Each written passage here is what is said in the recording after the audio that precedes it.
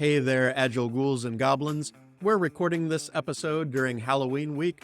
We're releasing it the week of my birthday, so any way you look at it, it's pretty scary. But welcome to another episode of Agile Bytes, the podcast sponsored by Integrity Inspired Solutions, where we build software in an agile manner day in and day out. Today, friends, I would like to tell you about three metrics, three things that I like to keep my eye on with my own teams.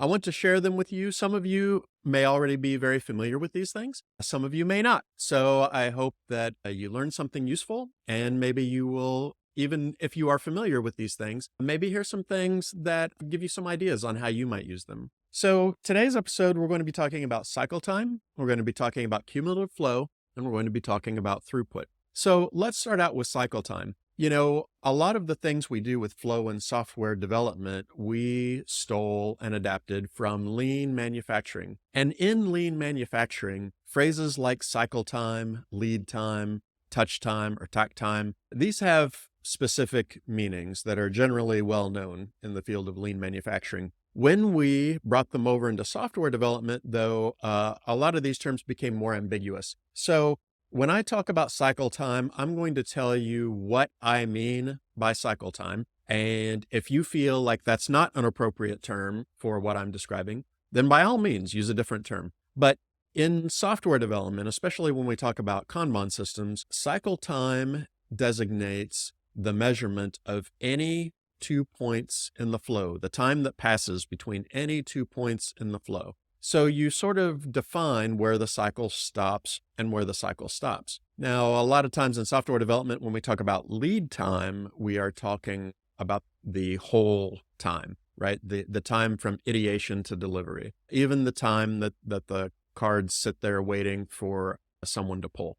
But with cycle time, generally we define where we want the clock to start and where we want the clock to stop, based on how we're going to be using this metric, what we hope to learn from it. So for example, a lot of teams will measure cycle time from the time a team pulls a card into the flow, so not necessarily time in the backlog or timed in a prioritized queue, but they'll pull it when someone is actively starting to work on it. That's when the clock starts. And then when it goes into production, or is ready to go into production, whatever is near to your production stage, that's when the clock stops. And that duration is cycle time. Now, you can measure different cycles if it's useful to keep track of how much time passes between any given 2 points. But what I just described is probably the most common scenario. When we start work on a card, we start the clock. When we stop work on the card, we stop the clock. That's a lot harder to say than it looks. But that is what counts as cycle time. So if someone says, you know, we have a cycle time of 13 days, generally they mean most of our items from the time we start them are going to take about 13 days. Why is this metric useful?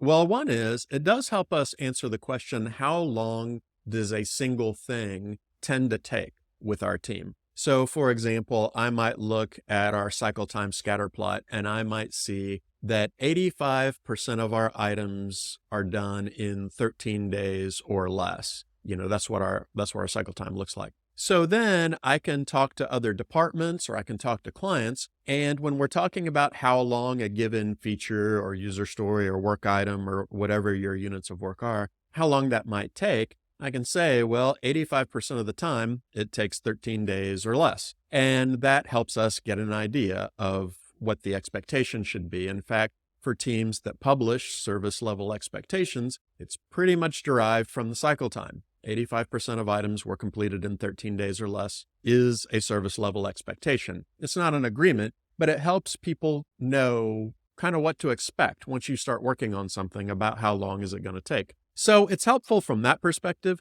but it's also helpful from the sense that when we look at the trends and outliers that crop up in our cycle time, then we can start to think about whether our process is helping us or hurting us. Because generally speaking, as we improve our flow, we would expect cycle times to become more consistent. In fact, most of the time, we would expect them to come down somewhat if we're improving. But at least we would see them increase their consistency. So if we see a trend where cycle times are getting longer and longer and longer, or outliers begin to crop up more and more frequently, then we might look at what is causing that to happen. The vast majority of the time, if your cycle times are getting longer and longer and longer, it's because you have too much work in process. But there can be other things that do that. For example, we might be suffering the penalties of technical debt, for example. So every new feature takes longer than previous features because of the things that we break or the suboptimal decisions that we have to work around. So they can tell us those things.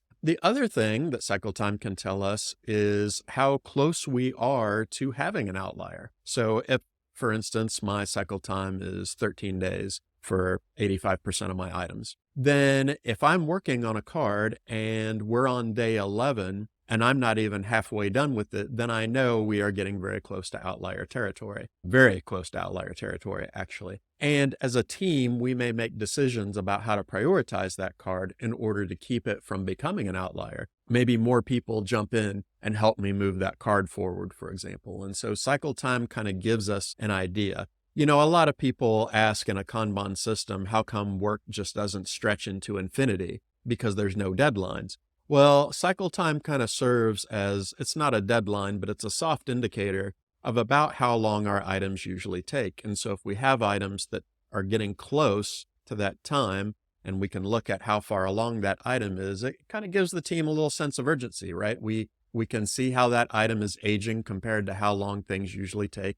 And we can make tactical decisions, usually during the daily stand-up, about what we're going to do about those items. So that's cycle time. Well, let's talk about cumulative flow. Some of you have probably seen a cumulative flow diagram. Maybe you did or didn't know what you were looking at. But a cumulative flow is a measure of the arrival rates and departure rates of work items over a span of time. So these arrival rates and departure rates exist for your whole delivery system, right? You pull in a card and start working on it, and at some point that card is going to end up in production, right? So that's one cumulative flow, but most teams will measure this for each of the different stages of transformation that the item has to move through. So, do we gather requirements? Do we have a doing and done for that? Do we write code? Probably at some point. If you're developing software, you will probably write code in most products at some point. When do we start doing that, right? When do we start coding new things? And when do we finish? Or QA or testing?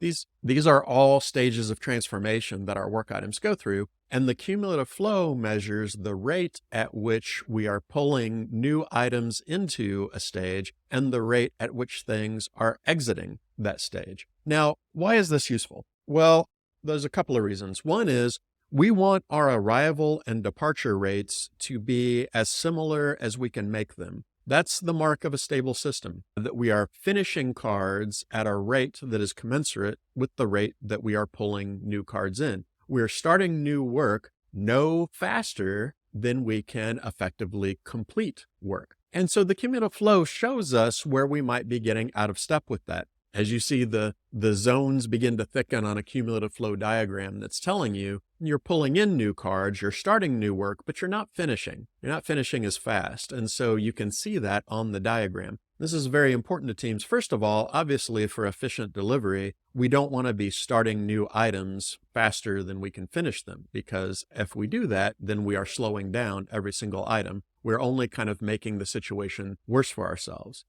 We make it worse for ourselves because we're obviously not getting things done at the rate in which we need to, and we are slowing down.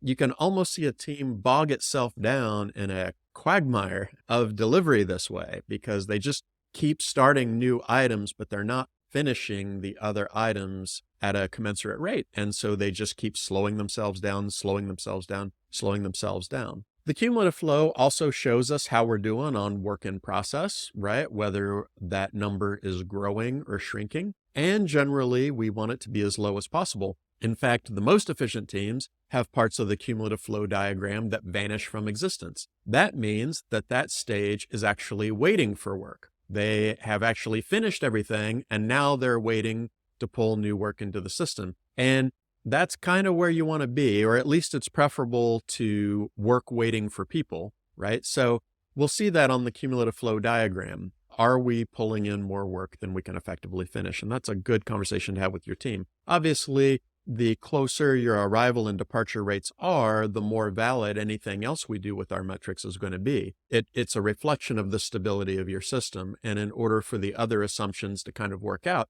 we want those arrival and departure rates to be relatively similar. The cumulative flow diagram can also show us where we have some instability in our system. I remember one time we were doing some work for a client. Some of their developers joined us on our team, and we were looking at the cumulative flow diagram in a retrospective, and we noticed that the dev doing column had just shot way up. The slope of that arrival line just went almost vertical, and that zone got very thick. And as a team, we began to talk about why that is, and come to find out, we had somebody on the team who knew how to do the UI tasks, but didn't know how to do anything else. So what they would do is they would pull a user story, develop the UI, and then pull the next user story and develop the UI. So we ended up having all these cards that were partially done and then sitting around waiting for someone who knew how to do the middle tier or the back end to start work on those things. And then we had a conversation as a team as to whether or not we wanted to work that way and what other solutions we might come up with. But it all started by noticing that our arrival rate was much greater than our departure rate when it came to development doing. So that's cumulative flow. There's other information you can get from that diagram, or at least an approximation of it from the diagram, but that at least gives you some of the basics. When people get good at reading cumulative flow diagrams, then it's almost like augury or divination. You look at the chart and you can, see who was sick and how many people are getting married on your team and that sort of thing. It's really useful diagram. So now let's talk about throughput. Okay, we've talked about cycle time, which is the measurement of time between any 2 points in your flow, usually when you start work and then when you're done with it. Cumulative flow, you're looking primarily at how fast are you starting new work versus how fast are you completing work? How fast are cards entering into a stage and how fast are they leaving a stage? Are those rates out of sync or are they close? Throughput is a measure of items completed over time. So if my team gets 2 cards done a day, that would be an example of throughput, or 3 cards a week, or 5 cards a sprint, or whatever. Those are all measures of throughput, a number of items completed over a given span of time. I love this metric because, first of all, it's so easy to track. Whether you're using an automated system or not, it's incredibly easy to track.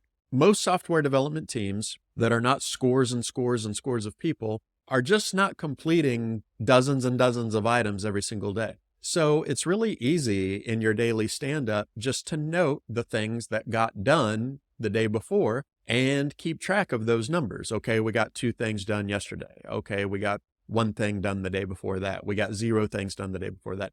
It's a real easy data set to keep. You can do it in Excel. You can do it on a sheet of paper. Here's today's date. Here's how many items we got done. The reason that this data is useful is many, many-fold, right? One is that our Monte Carlo simulations come off of this throughput data. And we've talked about Monte Carlo simulations before. It's a way to forecast how much work a team can complete in the future over a span of time, right? So given a date, how many things might we get done by that date? Or given a number of items, how many days are we likely to need to burn through all of those items? Well, when we simulate those scenarios, all the data comes from our historical throughput, which is exactly what you want. How often do we normally complete items? How fast do we normally get things done? And we can use that to project out the completion rates for future items that haven't happened yet. So throughput data is extremely useful for planning and making projections and making assumptions about what your team will get done within a certain span of time. It can also help us prioritize time-sensitive items. Some people feel that if an item or a body of items has a real hard deadline on it and there's a significant business reason for it, that we should immediately bump those things to the head of the line, right? We should get started on these things right away because they're very time-sensitive. Well, on occasion, that's true. I mean, if your production server goes down, I would recommend stopping what you're doing and getting production back online. There are times when you have an item that is time sensitive, and due to the nature of it, you do want to just stop everything and bump that to the front of the line or make it the very next thing you work on. But if you know your team's throughput, then that enables you to arrange your work items in the priority to where you can safely get time-sensitive items done. So let's say, for instance, I've got a work item that, for whatever reason, needs to be completed in 3 weeks. Maybe a law is changing, and if we don't deploy this fix or this code change, we're going to be out of legal compliance in 3 weeks or a month or whatever. So I can look at my throughput. I can look at how many cards we have in process right now, and then I can make decisions about where that item needs to go. It doesn't necessarily need to go to the front of the line. If our throughput, our natural throughput, illustrates that we are very likely to get that item done just through normal prioritization and workflow, then that's what I want to do. Because if I traumatically disrupt my flow, like I quote unquote expedite an item or, make it jump the queue, well, all of a sudden I've disrupted the delivery rate for all the other items. And there's certain overhead that comes with this as well. We all know what it's like to work really hard, long hours to get something out the door for a tight deadline. And then the recovery period that comes after that, right? We're not as fast as we were before. It takes a little bit to recover from that. And we have to get back into the context of the items that we interrupted, right, in order to do those things. So throughput can be very useful for that. Just because something has a date on it, we can look at our throughput, we can look at how many items we've got ahead of it, and we can make a good prioritization decision about where it should go. That, gives us enough buffer to safely get it done by the deadline, but at the same time, doesn't mean we have to automatically push it to the front, right? It may just happen naturally. And if it will, then that's exactly what we want to do. We want to disrupt the workflow as little as possible. It can also reveal instability in our system. And consider this. Let's say I've got a team and I'm looking at their throughput run over time and I see 0, 0, 0, 0, 5. And I see this pattern recur in some form or fashion from week to week to week. Maybe a little bit of deviation, right? Maybe it's 0, 0, 0, 1 and 4 or something like that. But there's all these days where nothing gets done. And then we have these days where a ton of stuff gets done, right? These little bursts. That's my indicator that the way we're handling work in process is not as efficient as it could be. Because what it means is we've got a lot of things in the hopper and then they all get done in one fell swoop. Well, if we arranged our swarming a little better, if we arranged our work habits a little better and our WIP limits a little better, then what would probably happen is we would see a more consistent throughput because we would be focused on one item until it got done, as opposed to starting several items and then getting them all done at once. Now, this is usually where people chime in and say, well, does it really matter? I mean, if you get 5 items done per week, then does it really matter that you got all 5 of them done at the end of the week versus getting 1 done every day? Well, from a project completion time standpoint, no, it probably doesn't make that much of a difference. But those two scenarios are very different in terms of value delivery, because in the scenario where I go 0, 0, 0, 0, 5, nobody gets any value until the last day. But in a scenario where I go 1, 1, 1, 1, 1, people got value every single day. And those extra days difference can mean a lot to a department that really needs the software that we can provide. So looking at our throughput, looking for inconsistencies, seeing how we can make the throughput smooth out a little better over time, make it a little more predictable. It's very rarely are you going to have seasons where you have a team where it's just like one item every day and you can just count on it like the rising and setting of the sun. It very rarely works out that way, but you can certainly make it a lot more consistent than it is. And having those conversations with your team are great retrospective fodder. Ask your team, what would we have to change to complete an item every single day? Note, you're not asking what would we have to change to make all items take a day. It's not about the length of time, that's cycle time. We're talking about completion rate. What would we have to change to finish a card every single day? And the ideas that you generate, probably the vast majority of them are going to be process improvements because they are going to help you be more consistent and get that value out the door more quickly. So cycle time, cumulative flow, and throughput. A lot more could be said about all 3 of those metrics, and there are plenty more things we could look at as well. But hopefully you heard some things in there that might have got your gears turning, and hopefully you've come up with some creative ways that you might be able to use these metrics for your team, not just for planning purposes, but also to provide good discussion as to how your team can improve. Thanks everyone for listening to Agile Bites. Agile does sometimes bite, but we don't think it always has to. If you enjoyed what you heard today, don't forget to like and subscribe to this podcast on whatever platform you happen to be using. And if you can, leave us a comment because we'd love to hear your feedback. What things would you like to hear about? What things did you hear that were valuable to you today? You can also head over to integrityinspired.com to sign up to our email list. But that's all for today, folks. We'll see you next time.